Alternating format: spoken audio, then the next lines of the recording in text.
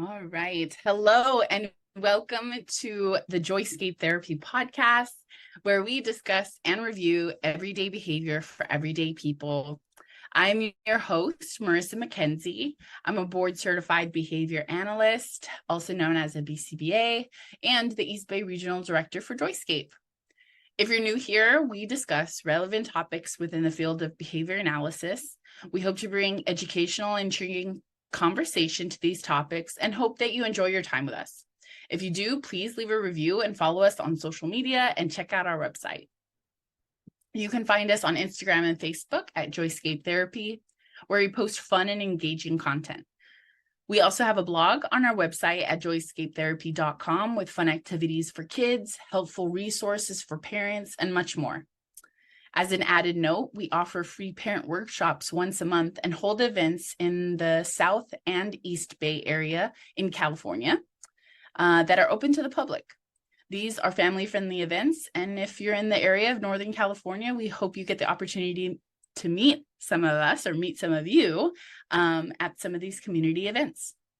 If you're here for continued education credit, we've got you. Joyscape is an ACE provider, and in order to earn a CE, you can listen in here for the code words that will be provided.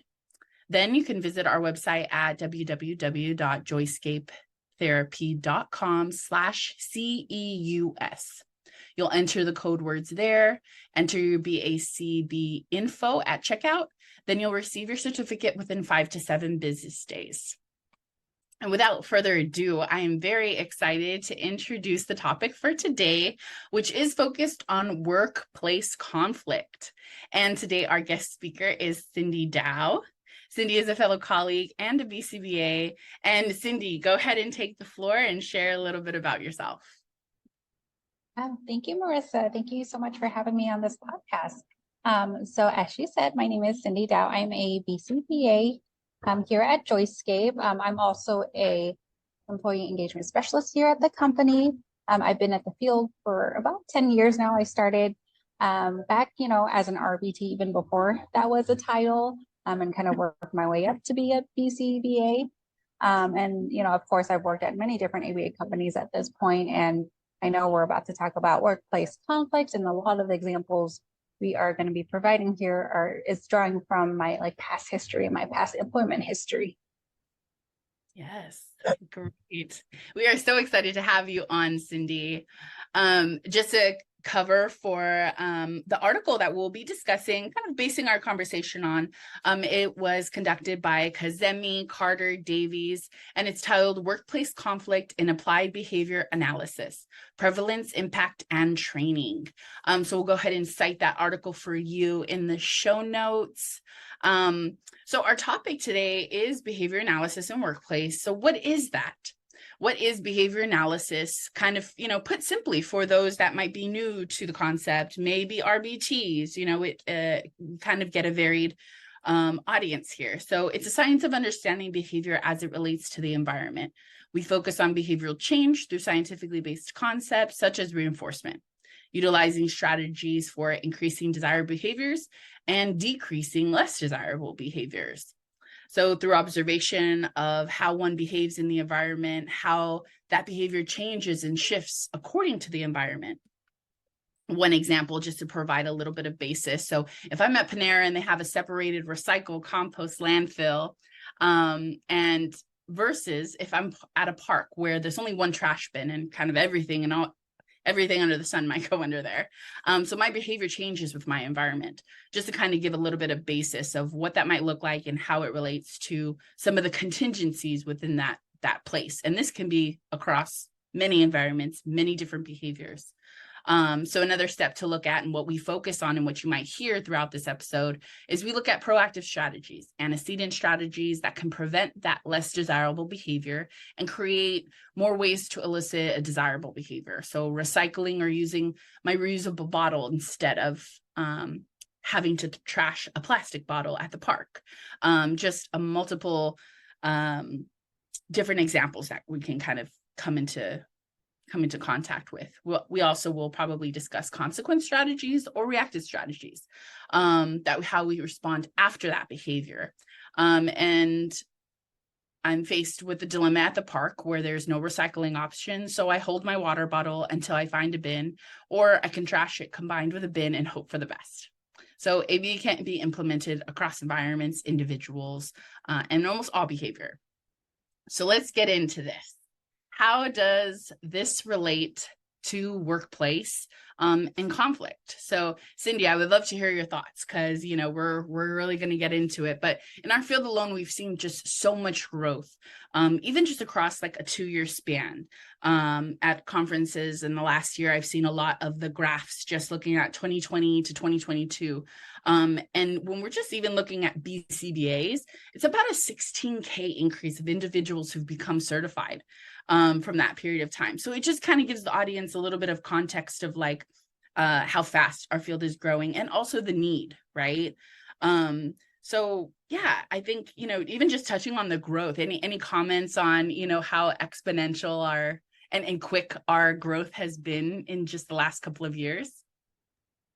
Yeah, I think, there's a big need in our field. I think, as a society, we're aware that diagnosing children with autism has basically skyrocketed. And part of that is just the diagnostic tools available is just so much better than it was like 10, 15, 20 years ago. But because of that, there's such a need in our field. And I'm so glad to hear that, like so many people are wanting to come into the field to help, right? These children need help, these adults need help. And yet there's such a demand for us, and that people are coming in to help, which is like fantastic.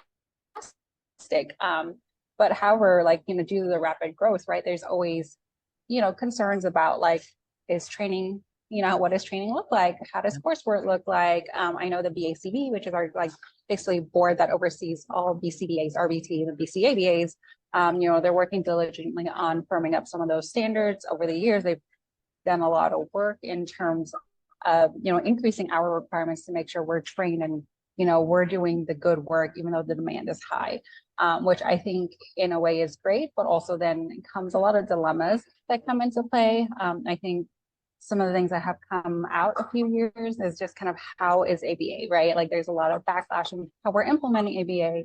And part of that is, how are we trained?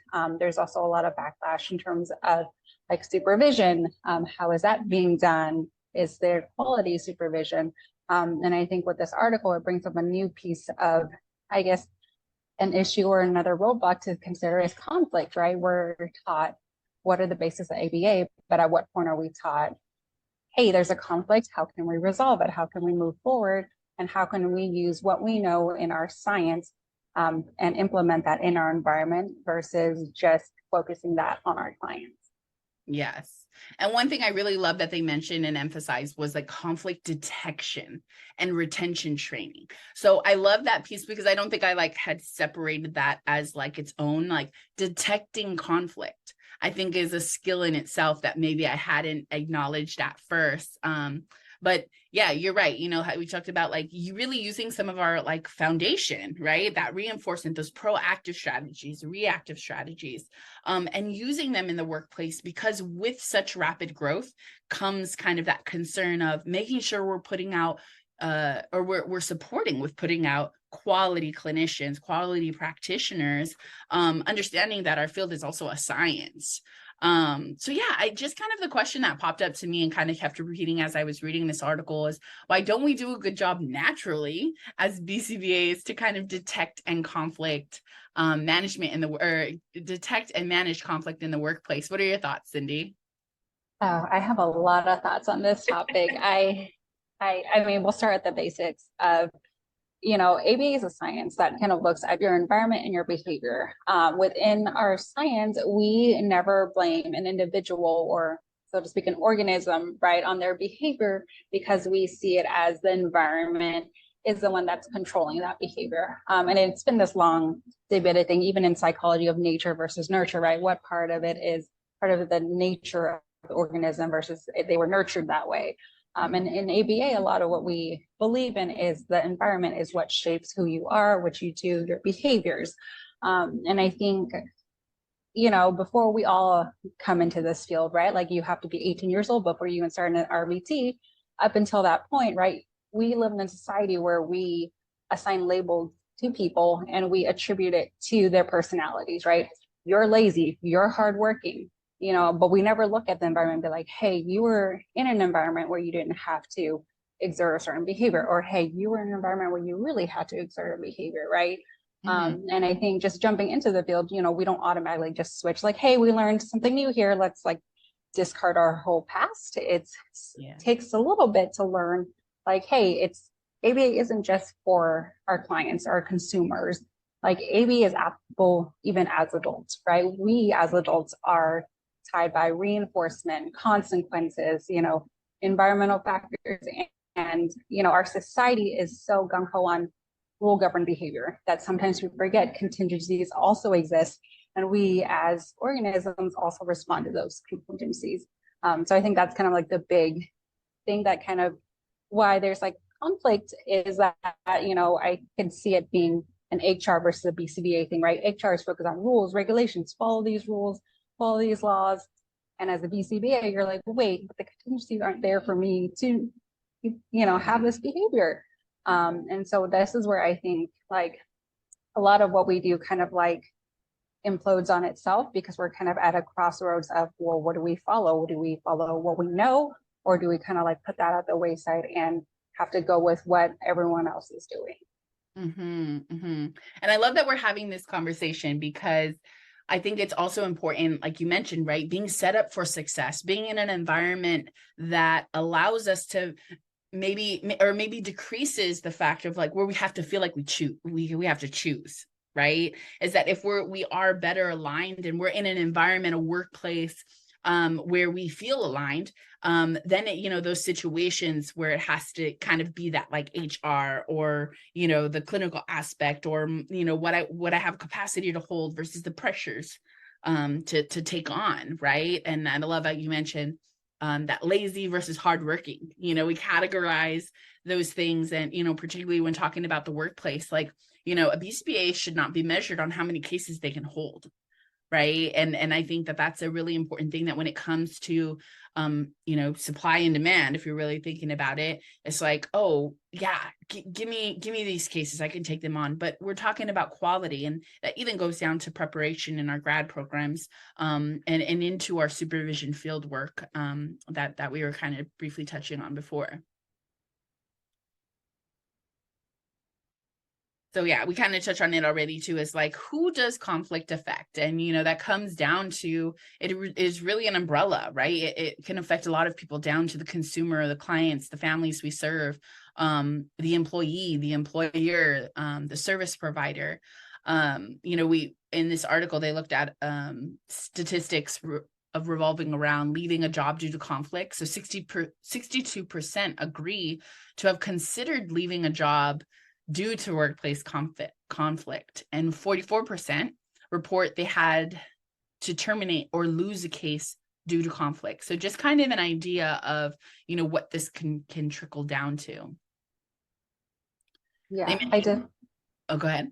I definitely agree. I think, you know, something in our field that we always talk about too is turnover. You know, I think at a BCBA level that isn't as high, just because, you know, we already have skin in the game. We spent years accruing hours and learning, but, you know, definitely at an RBT level, when you have RBTs that are coming and going at a constant rate, that definitely affects your clients, your families that you serve, and kind of the quality of treatment. And yes, you can train a new person to do the work, but the amount of time, effort it takes to do that. And also, you know, kind of what does that mean for your client who has to see a new face every often, right? Like thinking about us as adults, how many times do you want to see a new doctor treating us every like 4 months, right? Like it's really hard to build that rapport if you're constantly seeing new faces. So I think at a surface level, it really affects our clients, but maybe in a deeper sense, it affects them a little differently as well. No, definitely. And when it goes down to like how we address this problem, and you know, why we should care about, addressing conflict. I love the little example you had put of like, having a fitness trainer would you expect them to be unfit, or, would you expect your dentist to have poor dental hygiene? And it comes down to that. It's like really investing and putting in the time to understand and detect. We'll provide some strategies, as we go through this talk, of what the article also presented, but that detection piece, and we have to think about that piece first, right? Do we feel prepared to address conflict that might come up, even if I maybe am a person that tries to avoid conflict in my personal life, right? So there are all kind of those pieces to look into that you mentioned, like our backgrounds, our cultural biases that we might come in with. We have to be knowledgeable of that for ourselves before we can kind of move forward and really look at how do we prevent this? How do we detect it and manage it when it does come up? Because it's also okay to normalize that it happens, and hopefully with time and practice, we can gain confidence in managing these things and detecting it and kind of moving forward from it, so that it doesn't affect the consumers, our employees, just anyone that we're kind of coming into contact with when we're talking about that. So how do we use proactive strategies to prevent workplace conflict? So there was an example within the article that talked about a BCBA recommending PECS, which is a picture exchange system, and the parent kind of disagrees on this. The way in which we approach a situation really matters, right? Like, we are clinicians, yes, and we have done our work with going through our grad programs, going through some of the experience, but providing a clinical rationale as to why we would recommend something like PECS won't resolve the conflict alone. And I think that some clinicians are really good at providing that, or really good at assessing that. But it's those interpersonal pieces that sometimes can get a little bit harder, where it's like, you might be able to explain that really well, but relating to an individual, and remember that they're human first, right? So it should be an empathetic approach, and one in which invites the parents' suggestions, opinions, and thoughts in a respectful manner. And we always talk about this within our field. I feel like and it's important, collaboration, and building rapport, right? Creating trust in that relationship, so that even that can develop after a conflict might occur. And this is a challenge sometimes, because we're dealing with a variety of communication styles, learning styles, cultural differences, value systems, and active listening is a huge skill. And so that'll be our first code word for today, is that active listening piece can attribute to navigating and detecting conflict early on. So even in this situation with PECS, if a BCBA detects that conflict early with a parent, he or she will be able to mitigate that situation with more ease, and also kind of models, right, and demonstrates appropriate leadership and collaboration. I think that reciprocated piece, leadership can still be reciprocated, right? So even in those relationships, and what I hope to also, pass along to newly minted BCBAs, is really just building their confidence. So a lot of this is practice and exposure. And sometimes those things are very cringy, right? It's like, oh no, I don't want conflict. Like would rather not. I mean, that would be an ideal world, but really understanding that, when we practice this active listening, we can really ensure, and I love how they pointed out in the article, ensuring the parents' advocacy for their child contacts reinforcement. That's such a good way to put it. Because that's ultimately what it is when we're developing relationships, particularly when we're talking about this example with families. If you're super strong clinically, that's not just it coming into a field that is, vastly growing like it is. So yeah, I really love that portion of the article. So when we look at how does this transfer into the workplace, and kind of using ABA within the internal structure, systems, or operations with a company. Cindy, I would love to hear like some of your, I'm sure we could list a few, right? I mean, just being in our field, I've worked also for a few different ABA companies, but what are some workplace conflicts that you've encountered or kind of worked through?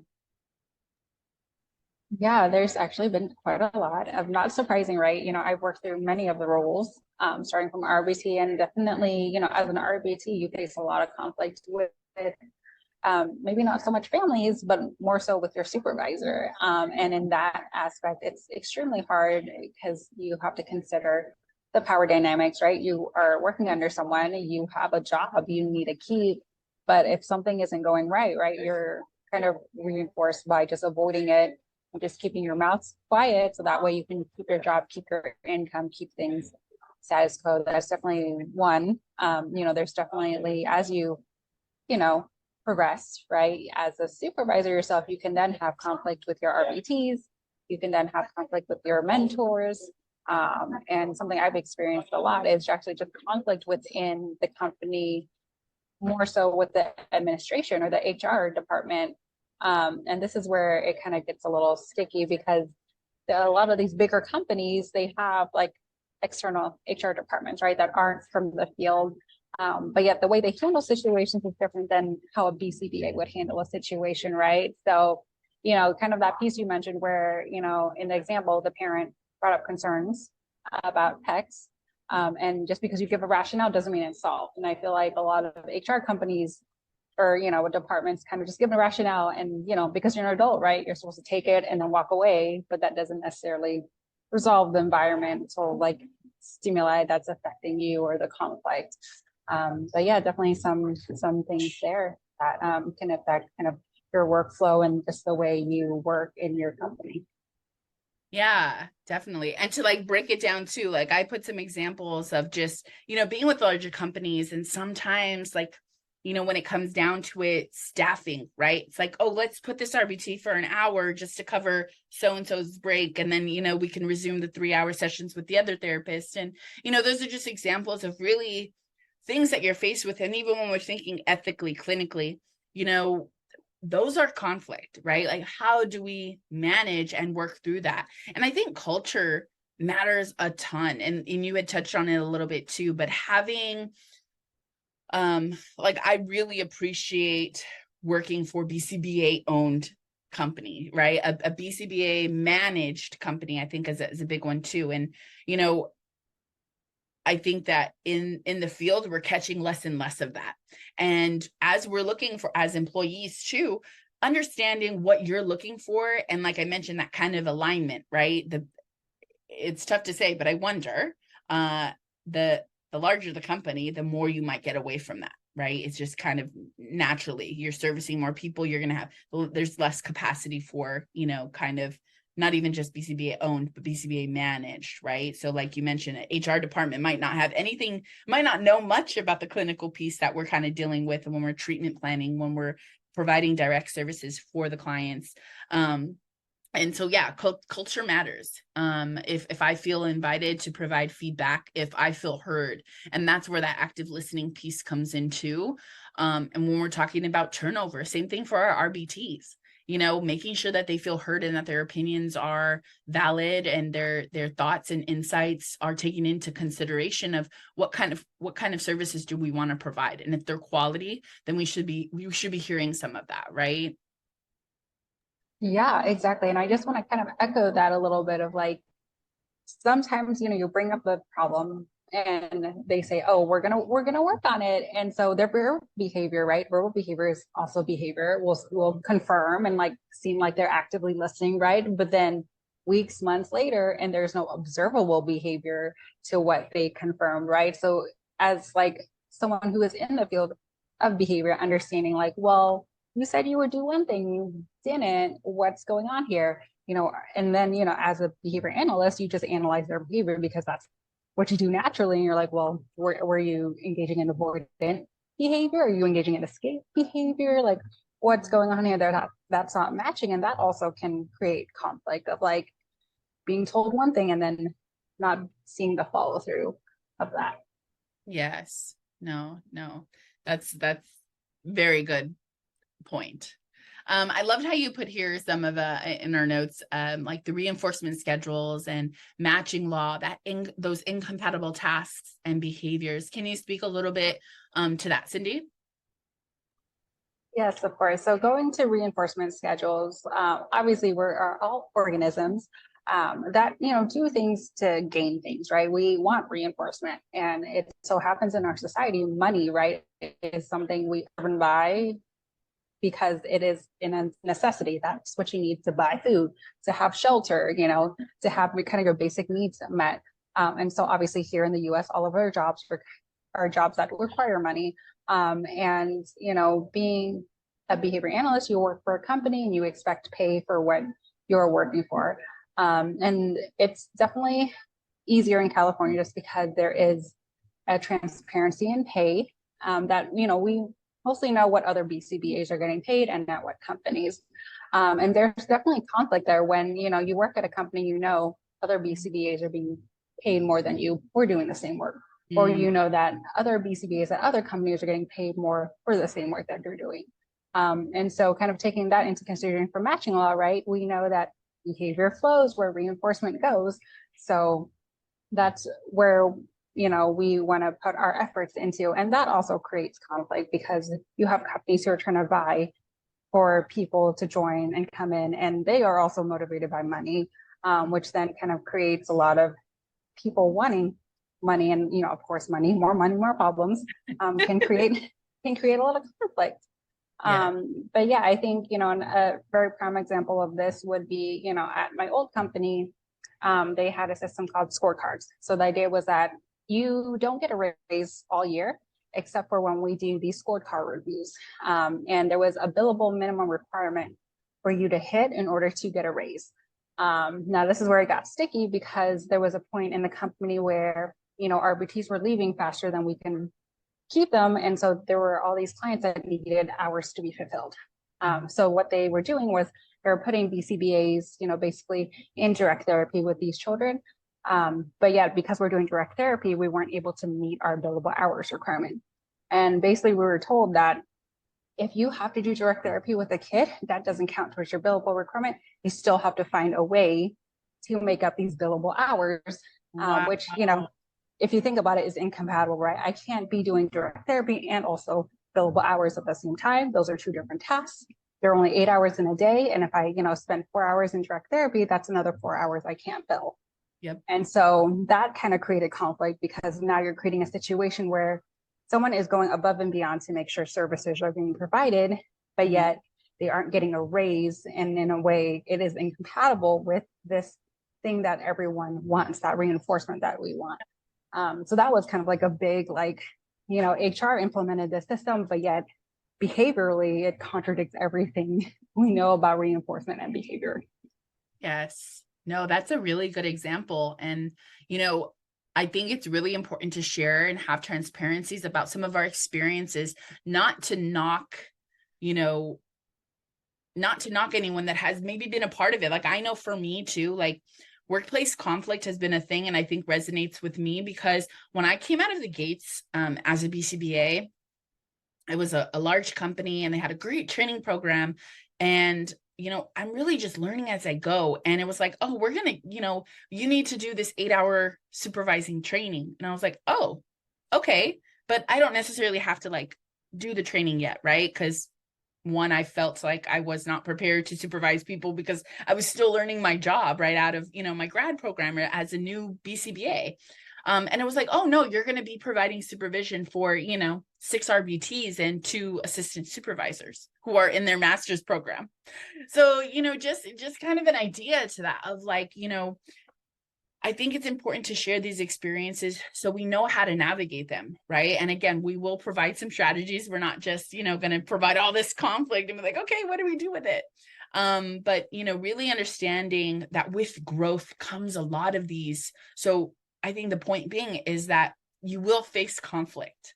And knowing how to navigate that will be super beneficial.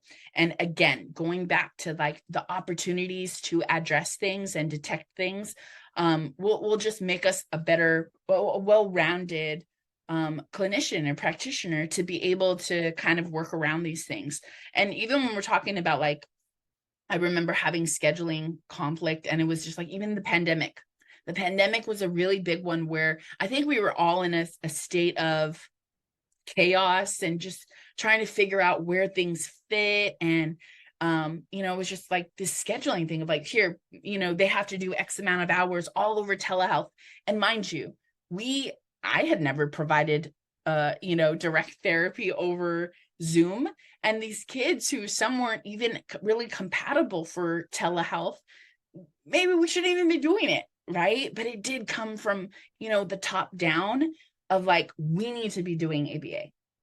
And, thinking back on it, and like, we need to be pushing the recommended hours that should be fulfilled. And so, just some of those things of being able to really practice. Also, I think it goes into ethics, and being able to practice and learn how to set boundaries for ourselves and how to give feedback and all the things. Yes, I completely agree. I think, as a society too, right? Like, I think within the last, post-pandemic, right? There's been a big push in terms of like setting boundaries at work, quiet quitting, not giving your employer more hours, and something, I don't know if this is a term that's already out there, but, this idea of like caseload pleasing, right? Like you want to please your supervisor by taking on more cases or taking on more mentees, even though you're not ready. And this is also something in the field too that, has also been talked about is, once you do your course, right, you're a BCBA, now you're expected to quickly turn around and try to mentor the people that are coming up just so we can get more BCBAs out there. But yet there's never, a course, right, or a guide out there to talk about like, okay, what's the transition going to look like? You passed your exam, now what, right? They kind of expect you to be, oh, full flight, you're going to go, and good luck to you. And I think that's also a conversation that's, starting to happen of, okay, well, you just passed, what do you do? How do you turn down these mentors and these supervisors and say no, place your boundaries there, go by the ethics code, but yet still have to keep your job, so that I think is like definitely tricky and very hard to navigate. And of course, with caseload pleasing, right, you want to say yes because the need is out there, but ethically, is that appropriate for you? Are you able to take on all those cases, all those mentees? Yes. And having the capacity, right? Like the capacity, and that took maturity even on my end and understanding, because I definitely look at, 5 years back, I was a different BCBA and thinking about, oh, I could take on these cases, right? It was kind of quantity over quality at first, until I understood. Yeah, I mean, I when I think of that term, I mean, it's the first time I'm seeing it, but I'm like, no, I get it. I knew it when I seen the term. I'm like, oh, I know exactly what that means, what that feels like, because I did want to impress, right? And I did want to also, oh, the more clients I can serve, like the more I can make a difference. And that is not always true. And that came with a lot of experience and a lot of maturity on my end to understand what I was truly able to give.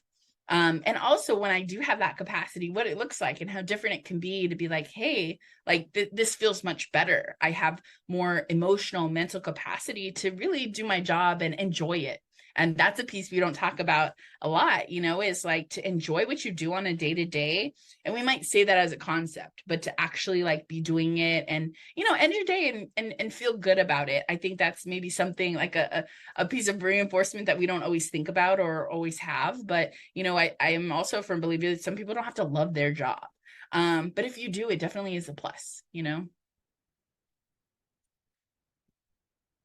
And so looking at the Kazemi article, there's a table in there, and it kind of just shows the results from a survey they had conducted. And it looked at with whom they had conflict with, at what frequency, and the contact of conflict or an unresolved conflict. So 30% of daily workplace conflict was occurring, and 40% of weekly workplace conflict was occurring. So of those, 11% was unresolved, 33% was often unresolved, and 30% sometimes resolved. So just to kind of get an idea that, and they talk about it later, is like the unresolved conflict may have a significant impact on the likelihood of turnover and lost cases. So again, we're really kind of emphasizing who, when conflict is unresolved, who is kind of at who's going to be the product of that consequence, kind of, right? And really kind of understanding how it all is kind of related and it's a domino effect. They noticed that supervisors with greater experience reported higher rates than those in their first year. Some suggested reasoning as to why was that the rate of conflict may only increase with time when no formal training is provided. So kind of this like lingering, continued, maybe repeated patterns that may not be addressed. It can trickle down, right?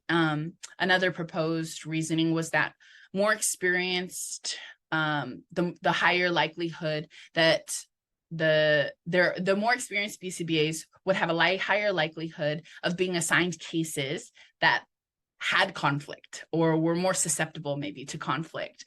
And this is something I experienced. You're like, oh, Marissa, you can handle this case, right? Kind of that like mentality of like, Marissa can handle it, right? Or whomever, right? It's like, oh, you got this. And sure, that might be true for a case or two, whether that be, just maybe a case where there's a lot of problem behaviors, or maybe it's more, there might be some aggression and maybe some property destruction, or the kiddo is older. So, we're just kind of thinking like in scope, out of scope things, or, where we feel most comfortable. But this can lead to less satisfactory intervention by both my own standards and likely yours or, the company's. So when my capacity is thinned out, I'm not going to be the best practitioner. They also mentioned that less experienced BCBAs may avoid taking on cases that have a higher probability of conflict. And with no formal training on conflict detection, less experienced BCBAs may be less skilled in detecting, therefore reporting emerging actual conflict. So just kind of some of the reasonings of, what they were seeing is that these more experienced BCBAs were experiencing more conflict. Do you have any thoughts on that, Cindy? Yeah, I mean, I think, obviously a variety of reasons. This was a survey that was done, so nothing that is causational, right? It's just a lot of correlational data to keep in mind. But yeah, I could definitely understand how, say you have a new BCBA and there's kind of a tough case, as someone, say, who's a director, right? Who would you assign that case to? Do you assign it to someone who's had 10 years of experience, assuming that they can handle that? Or do you assign it to your new BCBA? And I think in some instances, this is where some companies might be trying to mitigate the turnover, right? Like, I can't give my new BCBA a hard case or else they might leave. But also that doesn't mean those seasoned BCBA can take on 5, 10 difficult cases and still be standing at the end of the day. Mm-hmm. Mm-hmm. And I think we touched on it before too, and the article did mention like the personalities piece of understanding, like the environment within the workplace and personalities. And they reference books and there is research to, it is helpful to know. I think there was a conference, I was just at WEBA, they had mentioned that leadership had provided a survey on mentees coming in. And it was kind of a personality test. And they aligned that with a mentor in leadership so that they kind of had that like at least foundational, right? And so I think there are definitely benefits to understanding, personality does play a role in it, and but also, right, like our experiences, there's a lot that goes into that package if we're really looking at it as quote unquote personality, right? My experiences have shaped who I am as a person, how I move, and how I maybe manage conflict and do things. So I think there's a piece to understanding personalities, but also knowing, one thing the article pointed out is that they have like a lot of conflict associated with people's personalities or the person versus the environmental contingencies that facilitate and maintain the behaviors that lead to conflict. So you also touched on this earlier, Cindy, and that we often focus on theories of conflict versus actual strategies to manage the conflict. So oh, go ahead. Oh, no, I was just going to say, yeah, I think that like are just so innate in just kind of our, like, that person's aggressive, that person is passive, this person's lazy, this person's hardworking, that we just don't kind of question more and to kind of peel away the layers to really get to where we're at. Sometimes we kind of, as adults, get stuck on the fact that like, oh, this person is, I've labeled this person as that way, and that's just kind of how I'll handle it, versus kind of keeping an open mind and trying to address the conflict. Yes. And I love that too, you know, because like I mentioned, I kind of went in and was told like, hey, this is your caseload, this is who you're supervising, this is how many people you're supervising. And I fell into that, right? Like I was also, you know, a participant in that, not knowingly, like not knowing how I can advocate for myself and do those things. So when you're talking about peeling back the layers and also those labels, because I've experienced that too, where it's like, oh, you know, Marissa's aggressive, or Marissa is, you know, too forward with her feedback. No one ever taught me to give more compassionate, like, feedback. And also I didn't have practice in my grad program even, right? And I had actually, my background is I was a D1 athlete all throughout college. So when people are yelling at me, like, that's the way I'm flowing, right? And to really understand that piece of, it made sense to me later on in life when I was like, oh, that kind of coaching method of, you know, we're playing a sport, we're trying to win, or, you know, it didn't work for everybody. And to understand how my communication style wasn't suitable to other people, even though from my heart, it was coming from a very good place. It just wasn't being delivered in an appropriate way. And so, you know, I feel like that as a BCBA, you know, when I would get feedback,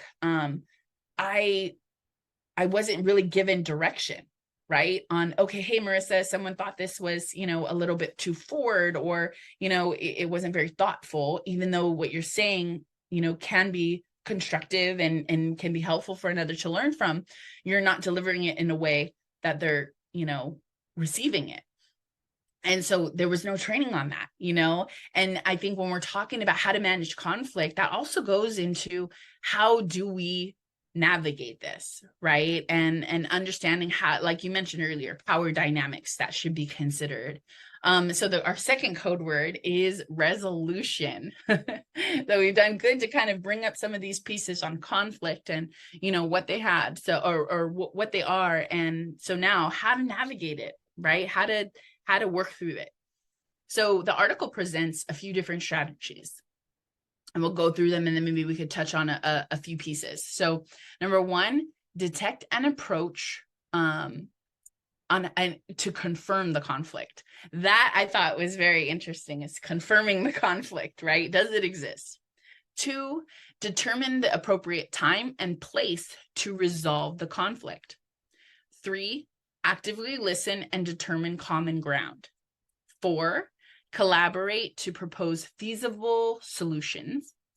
And 5, create an action plan, implement, and follow up. Cindy, do you want to address any of these things? That's a lot of, you know, yeah, I know I just labeled it 1 through 5, but, you know, a lot goes into those things. So any comments on those?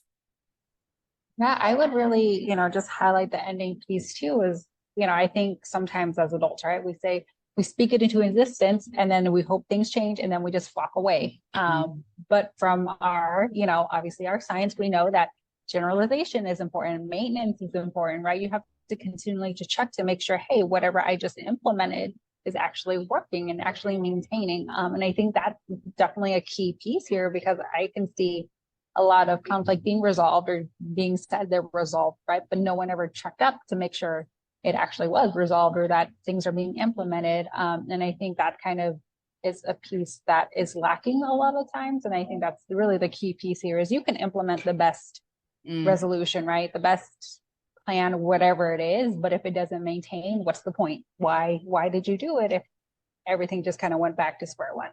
Yeah. And like you mentioned with follow-up too, you know, if something is said or done and there's no follow-up, naturally we're analysts. So the accountability there, if, you know, we're creating a plan that there's really no follow through with, how much confidence am I going to have in that plan? And if there's no follow through, was I involved in that plan decision making?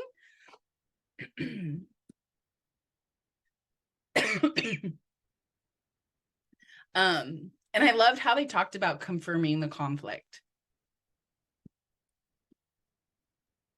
Yeah, I think,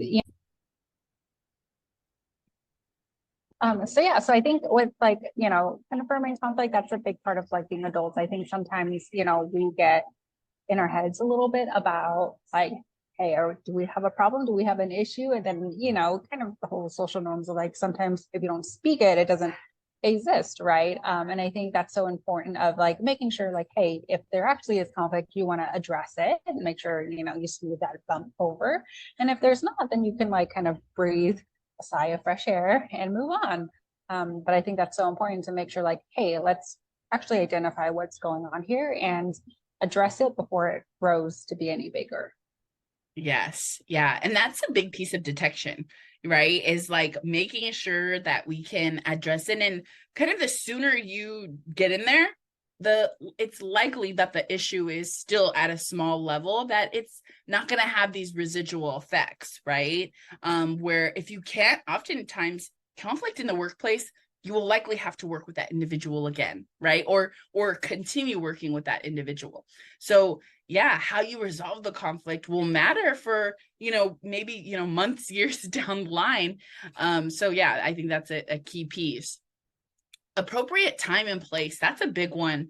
I think, emotions, and I think that's what the big piece for time is, allowing emotions to kind of settle so that you're not coming from an overly emotional space, and you're able to really touch on kind of like, what are we talking about and where do we go from here, right? Are we coming at it from a solution-based point, or am I just kind of venting and I'm gonna, kind of just spit it out and let it all out with no real plan of action, right? And active listening and determining common ground, it's kind of the same thing, right? I love how they put in a piece of repeating it back. This allows for like processing and understanding what that other person is really saying, using a strategy to repeat it back to them so you understand what that is, what is being fed to you, kind of. And being able to chew on it a little bit for what it is versus what you might have assumed it might have been. And that's the thing with conflict, right? Anytime there are emotions involved, or, it can get a little murky. So kind of really being able to say, okay, I'm actively hearing what you're saying. Let me spit it back and see if this is what I'm hearing. Collaborating and proposing feasible options, asking open-ended questions. That's seems like such a basic skill, but when you're confirming something and really truly trying to understand it, coming at it from a mutual respect of like, hey, I'm hearing what you're saying, and having it be more of a place of curiosity. Yes, I would really highlight that, just because I think sometimes, we go into these resolutions and we assume we're the right ones. We just have to convince the other person, when really we have to come with it with an open mind and say, hey, like, I might think I'm right, they might think they're right, but how can we open up, ask questions, learn more about each other, and move forward. And I think this also makes me think back to this quote that was said by Constance Wu, which was basically, she wished that more people would come with questions before they come with judgment. And I think this kind of goes along with, conflict resolution, is come with questions first before you come with judgment. And that will really help you open your eyes to the situation. Yeah. Oh, I love that. Come with questions. Because I think it is, like I'm definitely always open to having like a conversation, but asking those clarifying questions. And I think over time also learning that I'm a processor.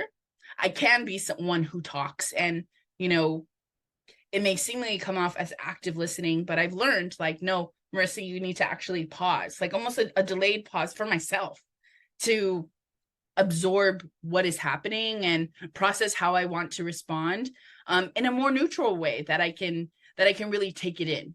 I think active listening is a really hard skill, sometimes, and because you can actively listen and maybe have this reciprocal understanding, but for me, I need to kind of take away from it and sit on it a little bit, like that quiet music, or like that muted radio in the car, you know, and you really get that time, that space, and that silence maybe to work through it internally.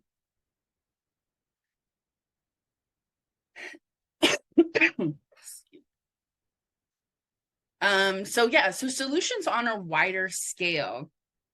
One thing the Kazemi et al. Article mentioned was creating expanded decision-making algorithms, and accompany that with training workshops to map out all of the contingencies that teach trainees how and when to engage in steps of conflict resolution. And I love that they mentioned it's a series of clinical decisions. It's not just one, you know, and kind of working through like decision-making trees. They kind of get a visual, just basically like the 1 through 5 we discussed. But the different types of trainings and the conflict management strategies based on those different relationships, right? It can be BCBA to parent, BCBA to RBT.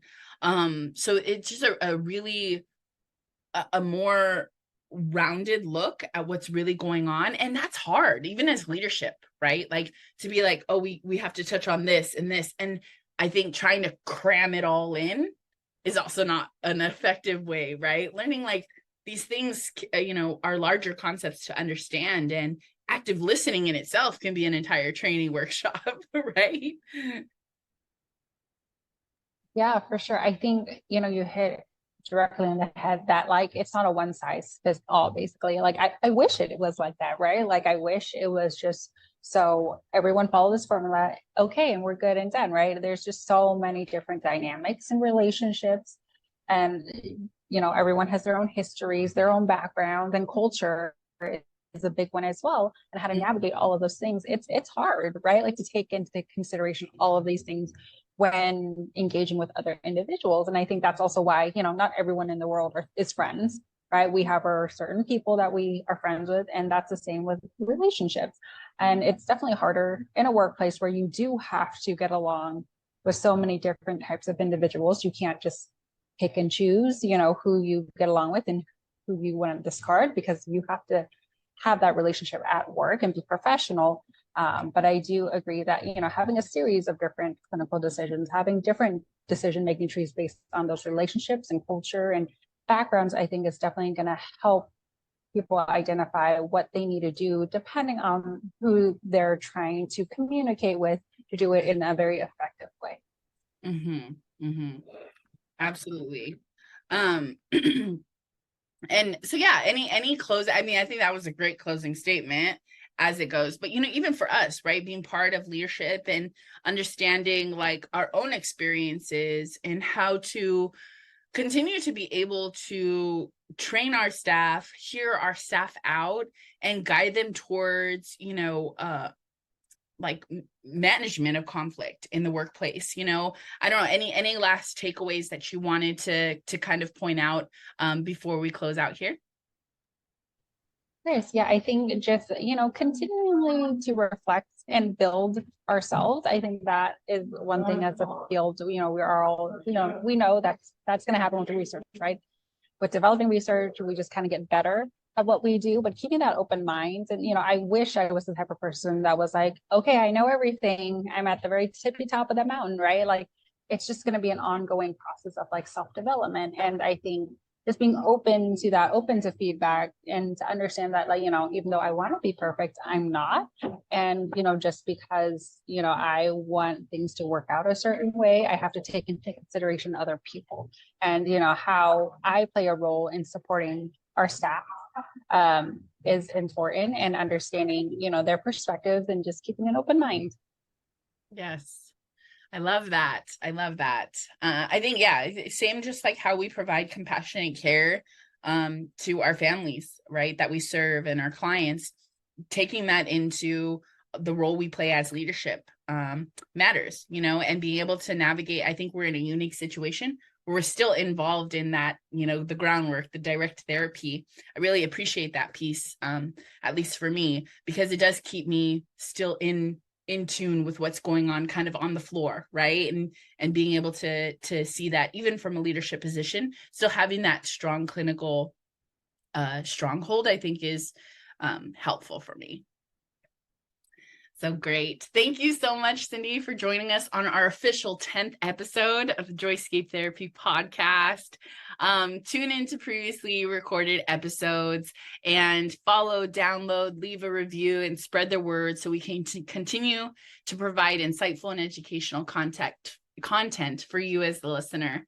And once more, if you're here for continued education credit, we've got you. Joyscape is an ACE provider, and you can earn a CE by listening here, putting in the code words, going to our website at joyscapetherapy.com/CEUS, put those code words in, enter your BACB info, and you'll receive your certificate in 5 to 7 business days. Thanks so much, Cindy. We are officially signing off. Thank you so much.